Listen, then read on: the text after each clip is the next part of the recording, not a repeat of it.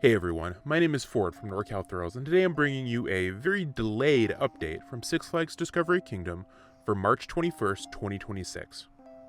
It has been a long time since I visited the parks. I ended up traveling a ton last summer and fall, and then was just pretty burnt out over the winter, but I'm finally back to keeping you updated on what's going on around the area. My first visit of the year was to Discovery Kingdom, and unfortunately not too much has changed since my last visit. The headliner difference this visit was definitely the new show So Flippin' Fun, replacing the existing Drench show. But of course we'll have some smaller updates from around the park and finish off with some ride and animal footage. Let's get started.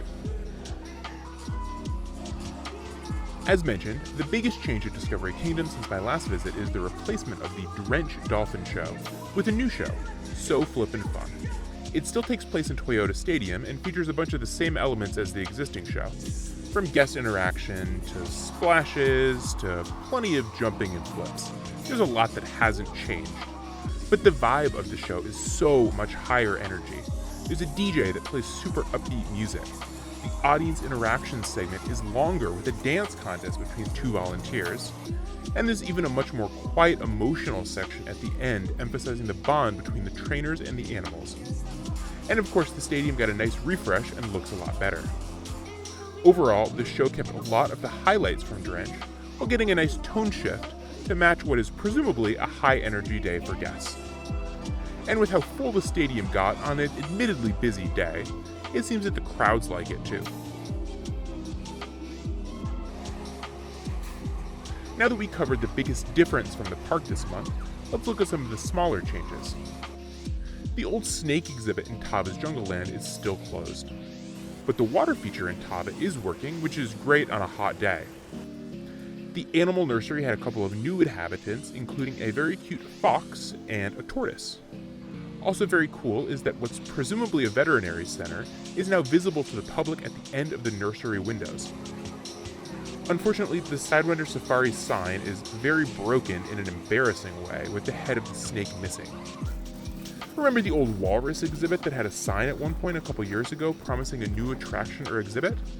Yeah, it's still sitting empty. Interestingly, one of the old amphitheaters or stands that's been unused for years over by Sidewinder Safari is being worked on. It's not a ton of space, but I will be eagerly anticipating what comes of this. And finally, even though it broke down before I could get on, Flash was finally running for the first time I've seen in a while.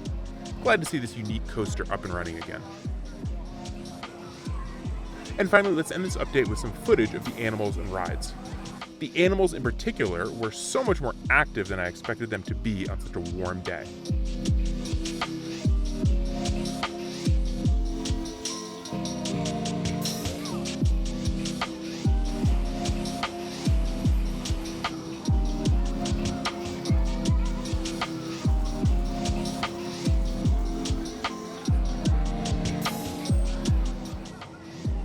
And that'll wrap up our update for the day. In this video we covered the new So Flippin' Fun Dolphin show, took a look at some of the smaller updates around the park, and finished with some animal and ride footage. Thanks again for bearing with me after such a long hiatus.